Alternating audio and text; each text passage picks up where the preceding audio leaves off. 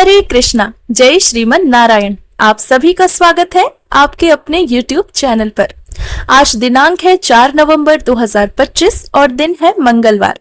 आज तिथि रहेगी चतुर्दशी, जो कि रात 10:36 तक रहेगी। इसके बाद पूर्णिमा तिथि प्रारंभ हो जाएगी। जैसा कि आप सभी जानते हैं, हम प्रतिदिन आपके लिए ला रहे हैं कार्तिक मास महात्म्य की कथाओं के अध्याय। कार्तिक मास जल्द ही समाप्त होने वाला है। कार्तिक मास के बाद आएगा मार्गशीर्ष मास। इस महीने में भी हम प्रतिदिन आपके लिए इस महीने की कथाओं के अध्याय लाएंगे। आप सभी से निवेदन है, कृपया वीडियो को लाइक, चैनल को सब्सक्राइब और वीडियो को शेयर भी जरूर करें। साथ ही हमें कमेंट में जरूर बताएं कि हमारे द्वारा सुनाई जा रही कहानियां आपको कैसी लगती हैं। आज हम सब रसपान करेंगे कार्तिक मास महात्म्य के 29वें अध्याय का। रोज की तरह वीडियो के अंत में आप सभी को श्री तुलसी चालीसा का पाठ और माता तुलसा की आरती भी सुनने को मिलेगी।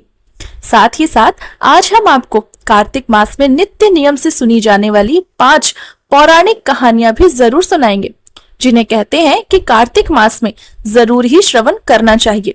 तो चलिए आज के अध्याय का शुभारंभ करते हैं। देवऋषि नारद जी ने महाराजा पृथु से कहा, हे राजन, कार्तिक में ध्वजारोहण करने से संपूर्ण पापों का नाश हो जाता है। चारों वर्णों अर्थात क्षत्रिय, ब्राह्मण, शूद्र और वैश्य, इनमें से जो कोई भी भगवान के मंदिर में झंडा अर्थात ध्वजा लगाता है, वह ब्रह्मा जी और अनन्य देवताओं के द्वारा सम्मानित किया जाता है और विष्णु लोक का अधिकारी हो जाता है। इसका महत्व और महिमा आज मैं तुम्हें सुनाने वाला हूँ, सो तुम ध्यान पूर्वक श्रवण करो। हे राजन, बहुत समय पहले की बात है। सतयुग में सुमति नामक एक चंद्रवंशी राजा राज्य करता था। वह भगवान विष्णु का परम भक्त था तथा सप्तद्वीपों में उसका शासन था। उसकी रानी सत्यवती ईश्वर की अनन्य भक्त थी, अति पतिव्रता थी। वह भगवान के सामने नृत्य करती, उन्हें रिझाती, नित्य सेवा नियम करती और कार्तिक में ध्वजा भी बांधा करती थी।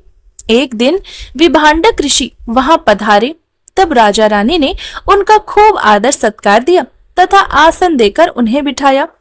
उनके ध्वजारोहण को देखकर ऋषि ने कहा, हे राजन, भगवान को प्रसन्न करने के लिए और भी अनेकों साधन हैं। आप इस ध्वजारोहण में इतनी श्रद्धा क्यों दिखाते हैं? तब यह सब सुनकर राजा ने कहा, हे मुनीश्वर, इसका अत्यंत अद्भुत इतिहास है जिसे मैं आपको सुनाता हूँ। तब राजा ने कहा, हे ऋषिवर, पूर्व जन्म में मेरा नाम मालिनी था।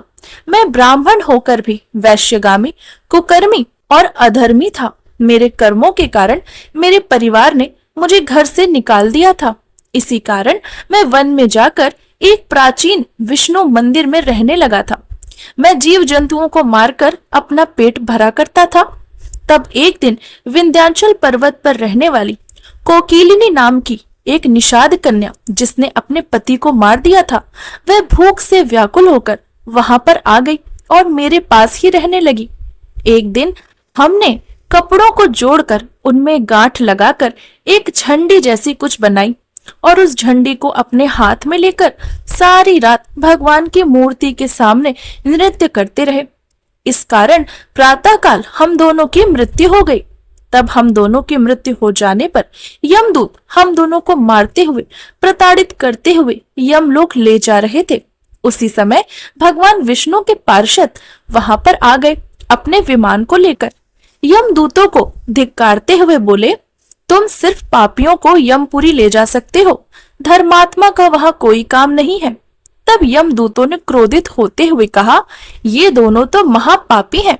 जीवन भर इन्होंने एक भी पुण्य कर्म नहीं किया है, इसी कारण ये दोनों यमपुरी के अधिकारी हैं। आखिर ये दोनों धर्मात्मा कैसे हो सकते हैं? तब विष्णु पार्षदों ने कहा, तुम्हें धर्म और अधर्म का बिल्कुल भी ज्ञान नहीं है। ये ठीक बात है कि जीवन भर इन दोनों ने सिर्फ और सिर्फ पाप कर्म ही किए हैं, लेकिन जीवन के अंतिम क्षणों में इन दोनों ने अत्यंत पुण्य कर्म किया है। इससे भगवान विष्णु के मंदिर में ध्वजारोहण किया। संयोगवश वह कार्तिक का महीना था, जिसमें यह पुण्य और अधिक बढ़ गया। साथ ही साथ इन्होंने नृत्य और गायन भी किया, जिससे उनके संपूर्ण पापों का नाश उसी क्षण हो गया था। इसीलिए भगवान विष्णु के लोक जाने के ये दोनों योग्य हैं। भले ही इन्होंने वो काम अनजाने में किया, पर पुण्य की प्राप्ति तो इन्हें हो ही गई है। फिर इसके बाद विष्णु पार्षदों ने हमें विमान में बिठाकर भगवान श्री हरि विष्णु के धाम ले गए। अपनी कथा को समाप्त करते हुए जब राजा सुमति ने कहा, हे ऋषिवर, अनजाने में जो ध्वजारोहण हमने किया, अगर उसका ऐसा फल है, तो जब हम श्रद्धा पूर्वक कार्तिक में ध्वजारोहण करेंगे तो उसका क्या ही फल होगा, इसका वर्णन करना तो संभव नहीं। तब भिवांडक ऋषि यह सब सुनकर बहुत प्रसन्न हुए और अपने मार्ग की ओर आगे बढ़ गए।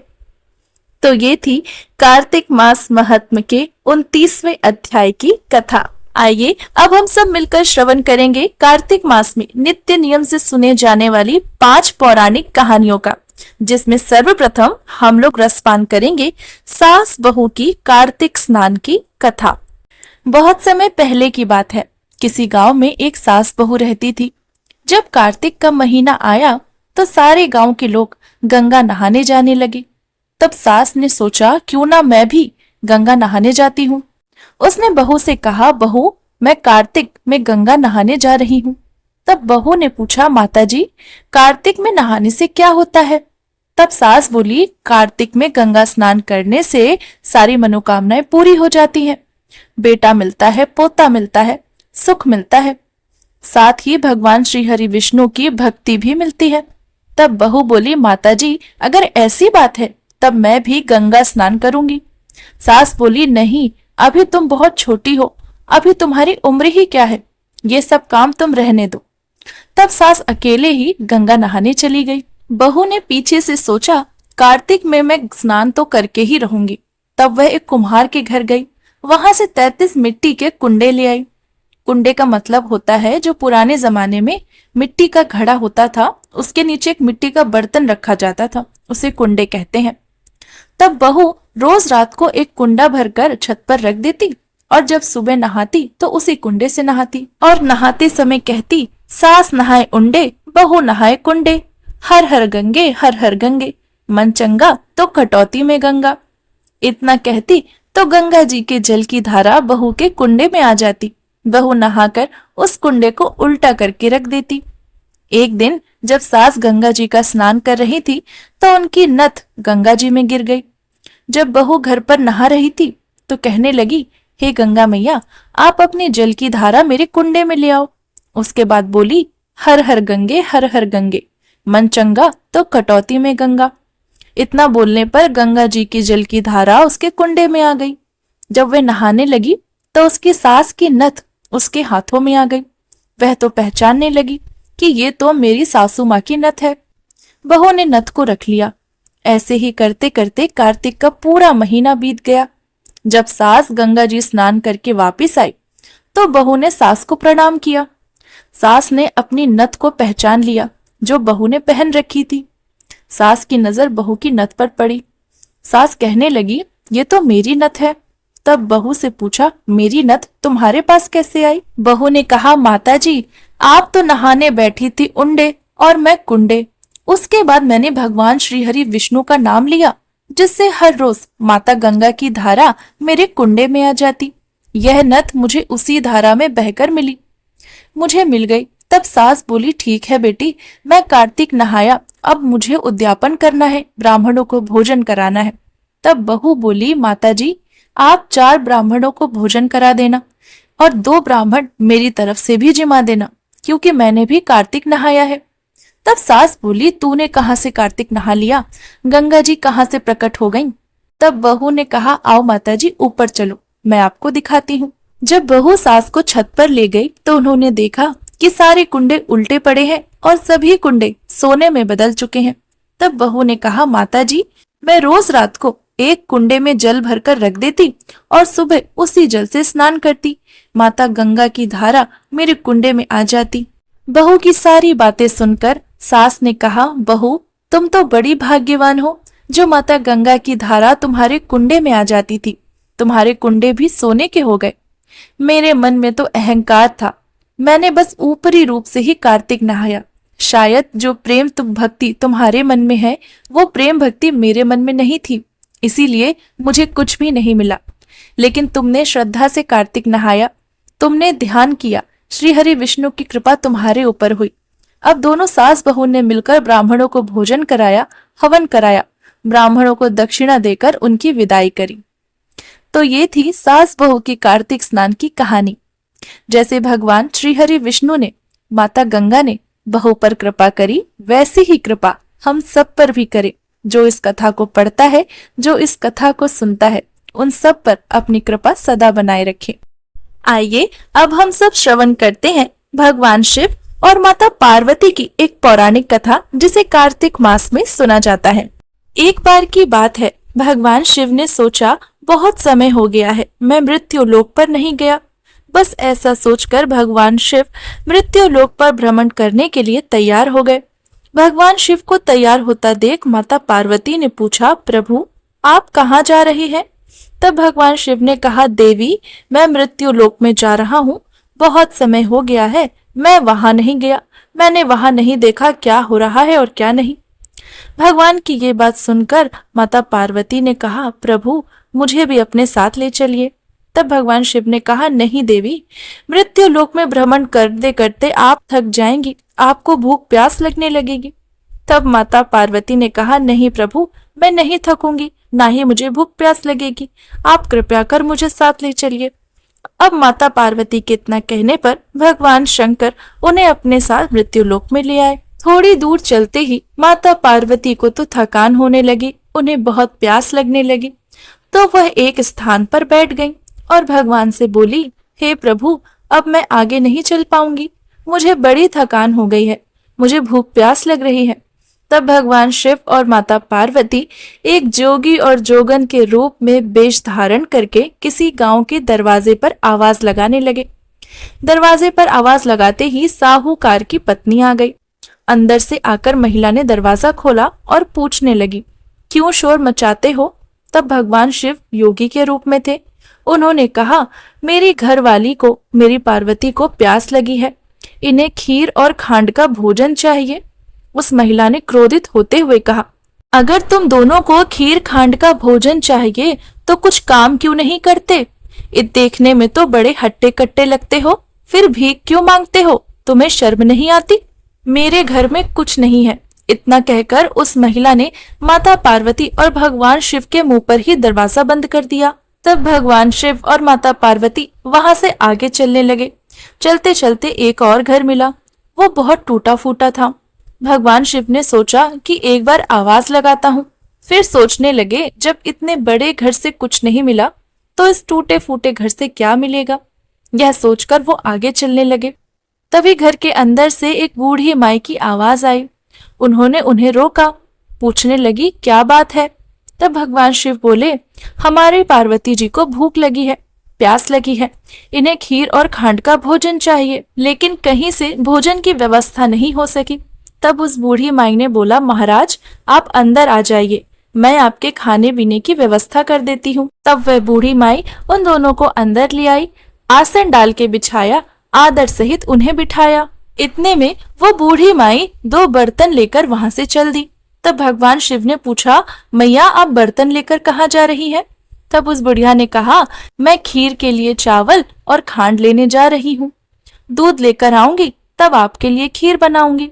तो भगवान शिव ने कहा, तुम अपने घर के अंदर जाकर देखो। तब बुढ़िया जब अपने घर के अंदर जाकर देखा तो चावल का एक परात भरा पड़ा था, दूध से भगोना भरा रखा था। उस बुढ़िया ने तब खीर बनाई और खीर बनाकर भगवान शिव और माता पार्वती को भोग लगाया। वह बूढ़ी माई कहने लगी, हे महाराज मैंने आपके लिए तो खीर परोस दी, पर अब इतनी सारी खीर का मैं क्या करूंगी? मेरा तो कोई नहीं इस दुनिया में, ना कोई बेटा है, ना कोई बेटी है, ना मेरा कोई परिवार है। तब भगवान शिव ने कहा, तुम अपनी आंखें बंद कर लो। बूढ़ी मैया ने अपनी आंखें बंद कर ली। जब थोड़ी देर में उन्होंने अपनी आंखें खोली तो सामने देखा पूरा परिवार उनके सामने है। खूब बेटे, खूब बेटियां, खूब पोते, खूब नातियां। आंगन में ढेर सारे बच्चे खेल रहे हैं। वह कहने लगी, महाराज इतने बड़े परिवार को मैं रखूंगी कहाँ? तब भगवान शिव ने उसकी झोपड़ी की जगह एक भव्य महल बनवा दिया। देखते ही देखते भगवान शंकर और माता पार्वती की कृपा से उस बूढ़ी मैया के घर में अन्न और धन के भंडार भर गए। बूढ़ी मैया तो बड़ी खुश हुई, अपने पूरे परिवार को भर पेट खीर खिलाई, लेकिन फिर भी खीर खत्म ना हुई। उन्होंने भगवान शिव से पूछा, भगवान अब मैं क्या करूं? इस खीर का क्या करूं? तब भगवान शिव ने कहा, तुम ऐसा करो, इस बची हुई खीर को तुम अपने पूरे नगर में बंटवा दो। उस बूढ़ी माई ने ऐसा ही किया। नगर के सभी लोगों में ये चर्चा होने लगी कि कल तक तो ये बुढ़िया भीख मांगती थी, हमारे घर से खाना ले जाती थी, तब इसका गुजारा चलता था, और आज खीर के कटोरे बांट रही है। खीर का कटोरा बांटते बांटते बूढ़ी मैया उस साहूकार के घर भी पहुंची, जिस साहूकार के घर भगवान शिव और माता पार्वती सबसे पहले गए थे। साहूकार की पत्नी ने दरवाजा खोला तो पूछा, तेरे घर में ये खीर कहाँ से आई? वह बोलने लगी, मेरे घर माता पार्वती और भगवान शंकर आए थे, बस उन्हीं की कृपा से हमारे घर में खूब अन्न और धन के भंडार भर चुके हैं। तब साहूकारनी कहने लगी कि कहाँ है भगवान शंकर और माता पार्वती? उन्होंने मेरा धन तुझे दे दिया है। साहूकारनी शंकर पार्वती के पैरों में गिर गई और बोली, महाराज आपने ऐसा क्यों किया? मेरा धन इस बुढ़िया को क्यों दे दिया? तब भगवान शंकर बोले, ना मैंने धन उठाया ना मैंने धन लिया, जिसने दरवाजा खोला सब उसका हो गया। वह बोली, ना महाराज ना, आप मुझे कुछ तो दीजिए। तब भगवान शंकर को उस साहूकारनी पर बड़ी दया आई। उन्होंने कहा, तेरे घर में तेल रहेगा, धन तेरा ना जुड़ेगा, ना काम तेरा कोई रुकेगा। इतना कहकर गौरी शंकर जी वहां से चले गए। हे गौरी शंकर, जैसे आपने उस बूढ़ी माई पर कृपा करी, अपनी दया दिखाई, उसके घर अन्न धन के भंडार भर दिए, वैसी ही कृपा इस कथा को पढ़ने, सुनने और सुनाने वालों पर भी करना। जिस तरह आप उस साहूकारनी से रूठ गए, वैसे कभी किसी से ना रूठना। तो बोलिए भगवान गौरी शंकर की जय, माता तुलसा की जय। आइए अब हम सब मिलकर रसपान करते हैं ब्राह्मण दंपत्ति की कार्तिक स्नान की नित्य नियम से सुनी जाने वाली कहानी। एक नगर में एक ब्राह्मण दंपत्ति रहते थे। वह दोनों प्रतिदिन 7 कोस दूर गंगा और यमुना नदी में स्नान करने जाते। इतनी दूर आने जाने से ब्राह्मण की पत्नी बहुत थक जाती थी। एक दिन उसने अपने पति से कहा, हमारा एक पुत्र होता तो कितना अच्छा होता। बेटे की बहू आती तो हमें घर में वापस जाकर खाना बना हुआ मिलता। बहू घर का सारा काम कर देती। अपनी पत्नी की बात सुनकर ब्राह्मण ने कहा कि तुमने बहुत सही बात कही है, चलो मैं तुम्हारे लिए कल बहू ला देता हूँ। ब्राह्मण ने कहा, एक पोटली में आटा डालकर कुछ मोहरे रख देना। तब ब्राह्मण के कथा अनुसार ब्राह्मणी ने पोटली बांध दी और ब्राह्मण उस पोटली को लेकर चल दिया। ब्राह्मण सफर के दौरान यमुना जी के किनारे पहुंचा। वहां उसने कुछ सुंदर लड़कियों को रेत का घर बनाकर खेलते हुए देखा। उनमें से एक लड़की ने कहा, मैं अपना घर नहीं तोड़ूंगी, मुझे तो यहीं रहना है, इसी रेत के घर में। लड़की की बात सुनकर ब्राह्मण ने मन ही मन सोचा, बहू बनाने के लिए ये लड़की उचित रहेगी। जब वह लड़की जाने लगी तो ब्राह्मण भी पीछे पीछे उसके घर तक चला गया। वहां ब्राह्मण ने उसकी लड़की से कहा, बेटी, कार्तिक का महीना चल रहा है, इसीलिए मैं किसी के घर का खाना नहीं खाता। मैं अपने साथ आटा लाया हूँ, तुम अपनी माता से पूछ लो, क्या वो मेरा आटा छान कर मेरे लिए 4 रोटियां बना देंगी? यदि वह मेरा आटा छान कर रोटियां बना देंगी तो मैं रोटियां खा लूंगा। लड़की ने जाकर अपनी माँ से सारी बात बताई।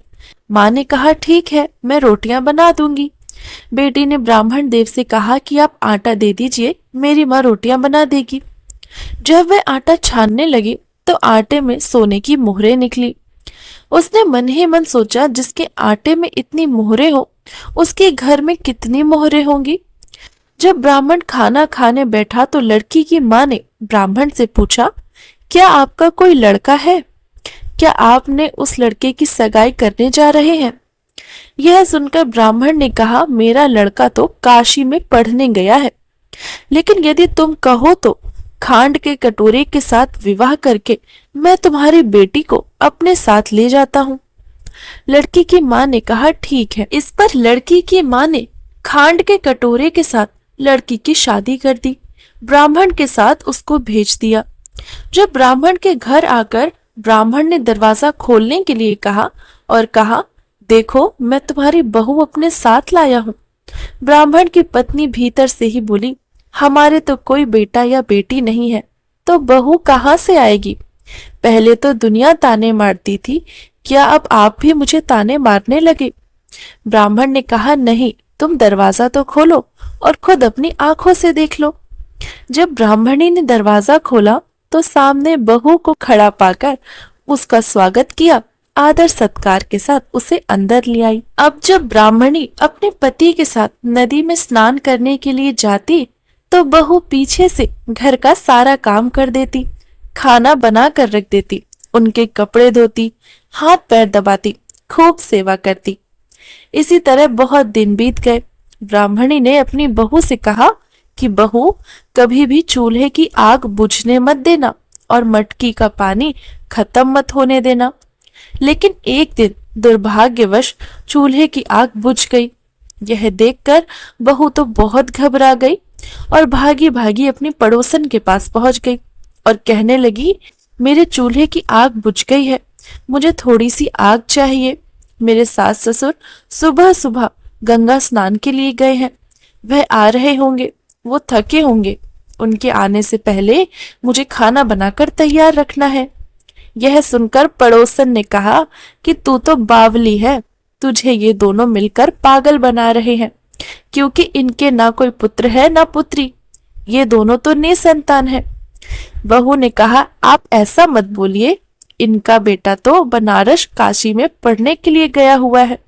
इस पर पड़ोसन ने कहा, ये तो झूठ बोलकर तुझे यहाँ पर लाए हैं, मेरी बात सच मान, इनको कोई बेटा नहीं है। अब बहू पड़ोसन की बातों में आ गई और कहने लगी, अब आप ही बताइए मुझे क्या करना चाहिए। तब पड़ोसन ने कहा, जब तुम्हारे सास ससुर वापस आए तब तुम उन्हें जली हुई रोटी देना, बिना नमक डाले दाल देना, खीर की करछी दाल में डाल देना और दाल की करछी को खीर में डाल देना। पड़ोसन ने उसे अच्छी तरह से सिखा पढ़ा दिया था। फिर जब उसके सास ससुर घर पर आए तब बहू ने ना तो उनका आदर सत्कार किया और ना ही उनकी कोई सेवा करी। उसने सास ससुर को खाना दिया। तब सास बोली, बहू, आज रोटियां इतनी जली हुई है, दाल में कोई नमक है ना मसाला है। तब बहू ने पलट कर कहा, अगर एक दिन आप ऐसा खाना खा लेंगे तो कुछ बिगड़ नहीं जाएगा। सास ससुर को खड़ी कोटी सुनाकर फिर वह पड़ोसन के पास गई और बोली, अब मुझे आगे क्या करना चाहिए। तब पड़ोसन ने कहा, देखो, अब तुम अपनी सास से जो 7 कोठे हैं तुम उनकी चाबियां मांग लेना। अब जब अगले दिन सास ससुर स्नान करने के लिए जाने लगे तब बहू ने सास ससुर के सामने जाकर खड़ी हो गई और कहने लगी, मुझे 7 कोठों की चाबियां चाहिए। तब ससुर ने कहा, तुम बहू को चाबियां दे दो। तब सास ने बहू को सारी चाबियां दे दी। सास ससुर के जाने के बाद जब बहू ने दरवाजा खोला तो देखा किसी में अन्न भरा पड़ा है तो किसी में धन भरा पड़ा है, किसी में बर्तन भरे पड़े हैं। जब वह सबसे ऊपर वाले 7वें कोठे को खोलने गई तो क्या देखती है? शिव जी, माता पार्वती, भगवान श्री गणेश, माता लक्ष्मी, पीपल पथवारी, कार्तिक के ठाकुर, राय दामोदर, तुलसी जी का बिरवा, गंगा यमुना और 33 कोटि देवी देवता विराजमान है। वहीं पर एक लड़का चंदन की चौकी पर बैठकर माला जप रहा है। यह देखकर उसने लड़के से पूछा, तुम कौन हो? तब लड़का बोला, मैं तो तुम्हारा पति हूँ। अभी दरवाजा बंद कर दो, जब मेरे माता पिता आएंगे ना तब तुम दरवाजा खोलना। यह देखकर तो बहू बहुत खुश हो गई और पूरे 16 श्रृंगार करके सुंदर वस्त्र पहन के अपने सास ससुर का इंतजार करने लगी। जब उसके सास ससुर आए तब बहू ने उनका खूब आदर सत्कार किया। बहू ने उनके लिए खूब अच्छे अच्छे पकवान बना रखे थे, उनकी सेवा करी। बहू ने कहा, माताजी, आप इतनी दूर गंगा स्नान के लिए क्यों जाती हो? आप तो बहुत थक जाती हो। आप घर पर ही स्नान क्यों नहीं कर लेती? यह सुनकर सास कहने लगी, अरे बेटी, गंगा यमुना घर पर थोड़ी बहती है। तब उसने कहा, माँ जी, बहती हैं, चलो मैं आपको दिखाती हूँ। जब बहू ने 7वां कोठा खोलकर माता को दिखाया तो उसमें शिव जी, माता पार्वती, गणेश जी, माता लक्ष्मी, पीपल पथवारी, कार्तिक के ठाकुर राई दामोदर, तुलसी का बिरवा, गंगा जमुना बह रही थी और 33 कोटि देवी देवता विराजमान थे। और वहीं चौकी पर एक लड़का माला जप रहा था। माँ ने उसे देखकर कहा, बेटा तुम कौन हो? लड़के ने जवाब दिया, माँ मैं तो तुम्हारा बेटा हूँ। तब ब्राह्मणी ने पूछा, तुम कहाँ से आ गए? लड़के ने जवाब दिया, मुझे तो कार्तिक देवता ने भेजा है। माँ ने कहा, बेटा लेकिन यह संसार कैसे मानेगा कि तुम मेरे ही बेटा हो? तब माँ ने कुछ विद्वान पंडितों की मदद मांगी। पंडितों ने कहा, इस पार बेटा और बहू खड़े हो जाए और उस पार तुम खड़ी हो जाओ। जब माँ की अंगिया से दूध की धारा निकलकर बेटे की दाढ़ी मूछ भीग जाए और पवन पानी से गठजोड़ हो जाए, तब माना जाएगा कि यह इसी माँ का बेटा है। फिर क्या था, उसने ऐसा ही किया। दूध की धारा माँ की अंगिया से निकलकर बेटे की दाढ़ी और मूछ भीग गई। पवन पानी से बहू बेटे का गठजोड़ हो गया। यह सब देखकर ब्राह्मण और उसकी पत्नी बहुत खुश हुए। उनकी खुशी का तो कोई ठिकाना ही नहीं था। फिर वह सभी लोग हंसी खुशी से एक साथ रहने लगे। हे कार्तिक के ठाकुर, जैसे आपने ब्राह्मण और ब्राह्मणी को बेटा और बहू दिया, वैसे ही सबको देना। कार्तिक मास की इस कथा को जो भी सुनता है, कहता है और सुनाता है, उस पर सदा सर्वदा के लिए अपनी कृपा बनाए रखना। आइए अब हम लोग रसपान करते हैं कार्तिक मास में नित्य नियम से सुनी जाने वाली ससुर जी और उनकी 7 बहुओं की कहानी।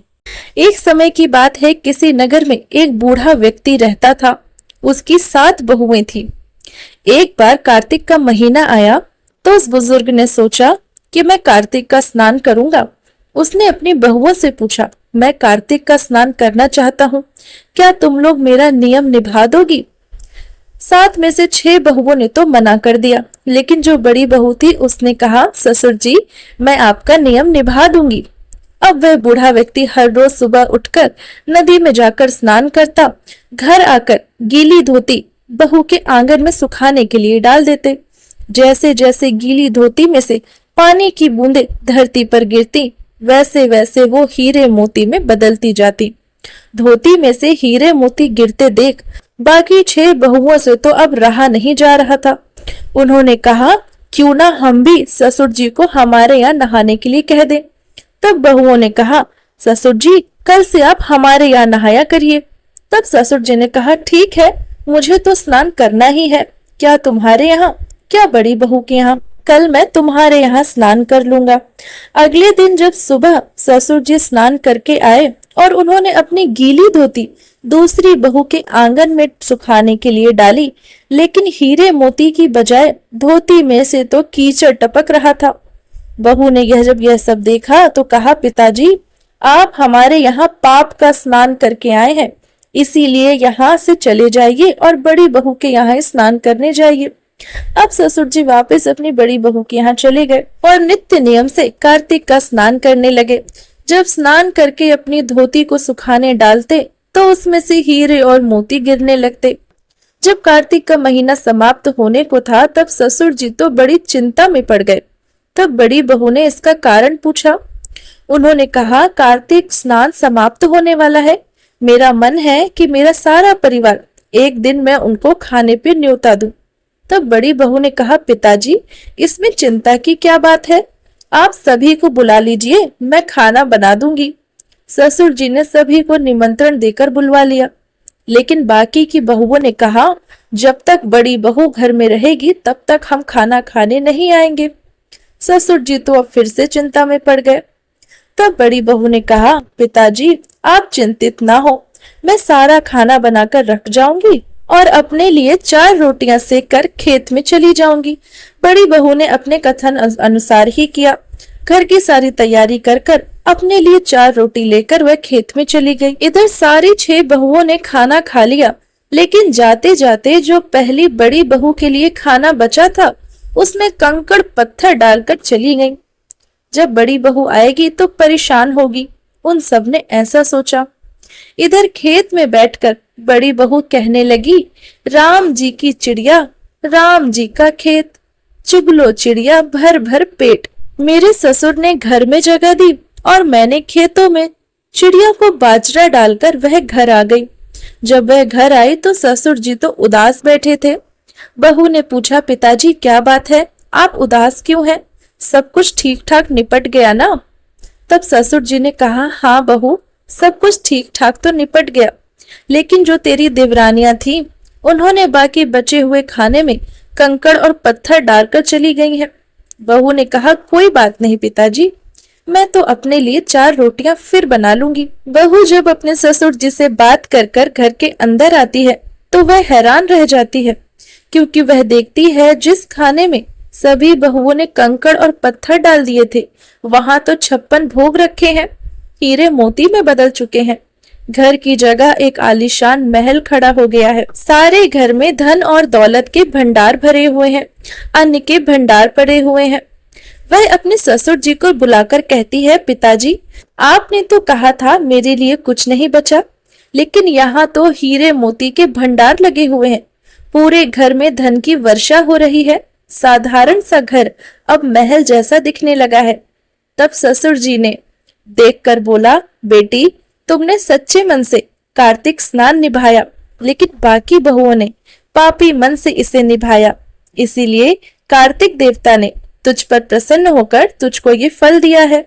कार्तिक देवता, जैसे आपने बड़ी बहू की लाज रखी, जैसे आपने बड़ी बहू पर अपनी कृपा रखी, वैसी ही कृपा हम सब पर भी सदा बनाए रखना। जो इस कथा को कहता है, सुनता है, सुनाता है, हुंकारा भरता है, उस पर सदा अपनी कृपा बनाए रखिएगा। आइए अब हम लोग रसपान करते हैं ब्राह्मण दंपति की कहानी, जिन पर पीपल देवता ने अपनी कृपा बरसाई। एक बार की बात है, किसी गांव में एक ब्राह्मण और ब्राह्मणी रहते थे। ब्राह्मण का प्रतिदिन पीपल सेवा का नियम था। ब्राह्मण प्रतिदिन पीपल के पेड़ को सींचता, दिया जलाता, परिक्रमा करता और सेवा करता। सारी सेवा के बाद ही ब्राह्मण कुछ अन्न जल ग्रहण करते थे। जब तक पूजा न कर ले तब तक निराहार निर्जल ही रहा करते थे। इसी तरह से पीपल देवता की सेवा करते करते ब्राह्मण का तो पूरा जीवन ही बीत गया। एक दिन पीपल देवता ने सोचा, इस ब्राह्मण ने अपना पूरा जीवन मेरी सेवा में बिताया है, मेरी पूजा करी है, मुझे कुछ तो देना ही चाहिए। जब अगले दिन ब्राह्मण पीपल की पूजा करने के लिए आए तब पीपल सींच रहे थे और परिक्रमा कर रहे थे। उसी समय पीपल में से आवाज आई, तुम वरदान मांगो मैं वरदान दूंगा, तुम वरदान मांगो मैं वरदान दूंगा। जब ब्राह्मण ने आवाज सुनी और चारों ओर देखा तो आसपास तो कोई नहीं था, कोई भी दिखाई नहीं दिया। अब ब्राह्मण बड़े आश्चर्य में पड़ गया। इसके बाद तो रोज ऐसा ही होने लगा। जब ब्राह्मण देवता पीपल की पूजा करने आते, रोज पीपल में से वही आवाज आती, तुम वरदान मांगो मैं वरदान दूंगा। ब्राह्मण देवता ने ऐसा सुन रखा था कि पीपल के पेड़ में भूतों का वास होता है। तब उन्होंने सोचा, कहीं ये आवाज किसी भूत प्रेत की तो नहीं है। अब ब्राह्मण ने पीपल के पेड़ पर जाना छोड़ दिया। ऐसा कुछ दिन तक हुआ। तब ब्राह्मणी ने देखा और पूछने लगी, क्या बात है ब्राह्मण देवता, आप किस चिंता में बैठे हैं, क्या बात है? तब ब्राह्मण ने सारी बातें अपनी ब्राह्मणी को बताई। तब ब्राह्मणी बोली, अरे आप तो बहुत भोले हैं। पीपल के पेड़ पर भूत प्रेत का वास नहीं, बल्कि पीपल के पेड़ पर तो ब्रह्मा विष्णु महेश का वास होता है, पितरों का वास होता है, माता लक्ष्मी का वास होता है। हो सकता है ये आवाज भगवान की हो। भगवान आपकी भक्ति से अति प्रसन्न हो, आपको मनचाहा वरदान देना चाहते हो।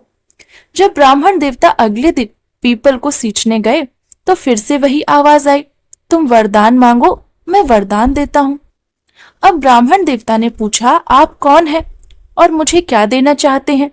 तब पीपल में से आवाज आई, मैं पीपल देवता हूँ, तेरी पूजा से तेरी भक्ति से अति प्रसन्न हूँ और तुझे मन चाहा वरदान दूंगा। जो मांगना है मांग लो।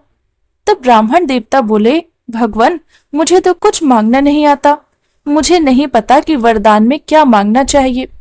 तब पीपल में से आवाज आई, तुम अपनी पत्नी से पूछ लेना। अब ब्राह्मण देवता घर पहुंचे और अपनी पत्नी से कहने लगे कि भगवान ने तो मुझे वरदान देने के लिए कहा है, तुम बताओ मुझे क्या मांगना चाहिए। ब्राह्मणी बोली, आप ऐसा करना, वरदान में मांगना, करोड़ों की माया दो, 16 साल की काया दो, बेटा दो, बहू दो, नाती दो, पूरा परिवार दो, सारे सुख दो।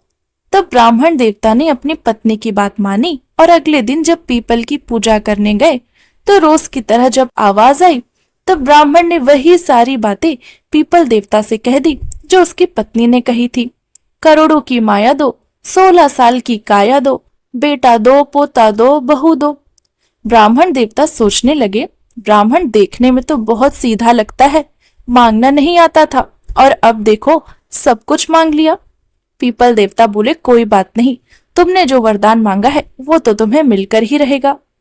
ब्राह्मण थोड़ी देर तो वहां खड़ा रहा, लेकिन जब उसके हाथ में कुछ नहीं आया तब निराश होकर वहां से वापस आने लगा और सोचने लगा, पीपल देवता तो कहते थे जो मांगोगे सब मिलेगा और दिया तो कुछ नहीं। इस तरह अपने विचारों में मग्न जब वो चलते जा रहे थे और अपनी कुटिया के आगे निकल गए, उन्होंने ध्यान ही नहीं दिया। उनकी कुटिया की जगह एक आलीशान महल खड़ा था। जब वे अपने घर से आगे निकल गए तब पीछे से ब्राह्मणी ने आवाज लगाई, कहाँ जा रहे हो ब्राह्मण देवता। ब्राह्मण ने पीछे मुड़कर देखा तो एक औरत सजी धजी खड़ी थी, बहुत सारे गहने पहने हुए थे। ब्राह्मण देवता तो इस भेष में अपनी पत्नी को पहचान ही न सके। तब पत्नी ने दोबारा बोला, अरे कहाँ जा रहे हो, घर क्यों नहीं आते। तब ब्राह्मण बोले, तुम्हारा भेष कैसे बदल गया, इतने सारे गहने, इतने सुंदर कपड़े, जरी लगी साड़ी कहाँ से आई। तब ब्राह्मणी ने कहा, ये सब तो पीपल देवता की कृपा से हुआ है, तुम गए थे ना वरदान मांगने, देखो पीपल बाबा की सारी बातें सत्य हुई, उन्होंने हमें कितना कुछ दिया। तब ब्राह्मण बोले, लेकिन हमारी कुटिया कहाँ गई और ये महल किसका है। तब ब्राह्मणी ने कहा, आप घर के अंदर तो चलिए। जब ब्राह्मण अपनी पत्नी के साथ घर के अंदर आया तो क्या देखता है, वहां बहुत बड़ा परिवार बैठा है, बेटा है, पोता है, नाती है, बहू है, बेटी है। तब ब्राह्मणी ने कहा, देखिए ये सारा परिवार हमारा ही है, पीपल देवता ने आपकी सारी मनोकामनाएं पूरी कर दी है, जो जो वरदान आपने मांगा था पीपल देवता ने हमें वो सब प्रदान किया है। ब्राह्मण और ब्राह्मण की पत्नी तो बहुत खुश हुए और ब्राह्मण ने मन ही मन पीपल देवता को बहुत बहुत धन्यवाद दिया और इसी तरह जीवन पर्यंत ब्राह्मण ने पीपल देवता की सेवा का नियम निभाया। हे पीपल देवता, जिस तरह आपने उस ब्राह्मण दंपत्ति पर अपनी कृपा करी, वैसी ही कृपा इस कथा को सुनने वाले, पढ़ने वाले और सुनाने वालों पर भी करना। आइए अब हम सब मिलके माता तुलसा की चालीसा और आरती सुनते हैं। माता तुलसा की चालीसा। श्री तुलसी महारानी विनय करो सिर नाय, जो मम को संकट विकट मात दीजय नशाए। नमो नमो तुलसा महारानी, महिमा अमित न जाए बखानी, दियो विष्णु तुमको सम्माना, जग में छायो यश महाना। विष्णु प्रिया जय जयति भवानी, तीनों लोक की हो सुख खानी। भगवत पूजा करे जो कोई, बिन तुम्हारे सफल नहीं होई। जिस घर तब नहीं होए निवासा, उस घर विष्णु करे नहीं वासा। करे सदा जो तब नित सुमिरन, ताके काज सब होए पूरन। कार्तिक मास महात्म तुम्हारा, ताको जानत सब संसारा। तब पूजन जो करे कुंवारी, पावे सुंदर वर सुकुमारी। कर जो पूजा नित प्रति नारी, सुख संपत्ति से होए सुखारी। वृद्धा नारी करे जो पूजा, मिले भक्ति होवे पुलकित मन। श्रद्धा से पूजे जो कोई, भवनिधि से तर जाए सोई। कथा भागवत यज्ञ करावे, तुम बिन नहीं सफलता पावे। छायो तप प्रताप जग भारी, ध्यावत तुम्हें सकल चित धारी। तुम ही मात यंत्रन तंत्रन में, सकल कार्य सिद्ध होवे क्षण में। औषधि रूप आप हो माता, सब जग की तब यश विख्याता। देव ऋषि मुनि और तपधारी, करा सदा सब जय जयकारी। वेद पुराण तप यश गाया, महिमा अगम पार नहीं पाया। नमो नमो जय जय सुख करनी, नमो नमो जय दुख निवारणी, नमो नमो सुख संपत्ति देनी, नमो नमो अघ काट छेनी, नमो नमो दुष्टन, नमो नमो दुष्टन मद छरणी, नमो नमो भक्तन दुख हरणी, नमो नमो भव पार उतारणी, नमो नमो परलोक सुधारणी, नमो नमो निज भक्त उबारणी, नमो नमो जन काज सवारणी, नमो नमो जय कुंती नशावनी, नमो नमो जय सुख सब सुख उपजावनी, जयति जयति जय तुलसी माई, ध्यावो तुमको शीश नवाई, निज जन जानी मोहि अपनावो, माँ बिगड़े कारज आप बनाओ, करो विनय में मात तुम्हारी, पूर्ण आशा करो हमारी, शरण चरण कर जोरी मनाओ, निश दिन तेरे ही गुण गाऊं, करो मात अब इतनी माया, निर्मल होए सकल मम काया, मांगो मात यह वर दीजे, मेरी सकल मनोरथ पूर्ण कीजे, जानू नहीं कुछ नेम अचारा, क्षम हो मात अपराध हमारा, 12 मास करे जो पूजा, तासम जग में और न दूजा, प्रथम ही गंगा जल मंगवावे, फिर सुंदर स्नान करावे, चंदन अक्षत पुष्प चढ़ावे, धूप दीप नैवेद्य लगावे, करे आचमन गंगा जल से, ध्यान करे हृदय निर्मल मन से, पाठ करे फिर 40 की, स्तुति करे माता तुलसा की, यह विधि पूजा करे हमेशा, ताके तन नहीं रहे कलेसा, करे मास कार्तिक का साधन, होवे पवित्र उसका तन मन, है ये कथा महासुखदायी, पढ़े सुने सो भव तर जाई, यह श्री तुलसी चालीसा, पाठ करे जो कोई, गोविंद सो फल पावही, जो मन इच्छा होई। अब हम माता तुलसा की आरती सुनते हैं। नमो नमो तुलसा महारानी, नमो नमो हरि की पटरानी, नमो नमो तुलसा महारानी, नमो नमो हरि की पटरानी, धन तुलसी पूरण तप कीनो, शालिग्राम बनी पटरानी, शालिग्राम बनी पटरानी, जाके पत्र मंजरी कोमल, जाके पत्र मंजरी कोमल, श्रीपति चरण कमल लपटानी, श्रीपति चरण कमल लपटानी, नमो नमो तुलसा महारानी, नमो नमो हरि की पटरानी, धूप दीप नैवेद्य आरती, पुष्प की वर्षा बरसानी, पुष्प की वर्षा बरसानी, 56 भोग व्यक्ति से व्यंजन, बिन तुलसी हरि एक न मानी, बिन तुलसी हरि एक न मानी, नमो नमो तुलसा महारानी, नमो नमो हरि की पटरानी, सभी सखिया मैया तेरो यश गावे, भक्ति दान मोहे दो महारानी, भक्ति दान मोहे दो महारानी, नमो नमो तुलसा महारानी, नमो नमो हरि की पटरानी, नमो नमो तुलसा महारानी, नमो नमो हरि की पटरानी। तो ये थी कार्तिक मास के आज के महात्म्य की कथा, माता तुलसा की चालीसा और आरती। भगवान श्री हरि विष्णु और माता तुलसा आप सभी की मनोकामनाओं को पूरा करें, आप सभी के कार्तिक के नियम को सफल करें, ऐसी हम कामना करते हैं। हरे कृष्णा। जय श्रीमन नारायण।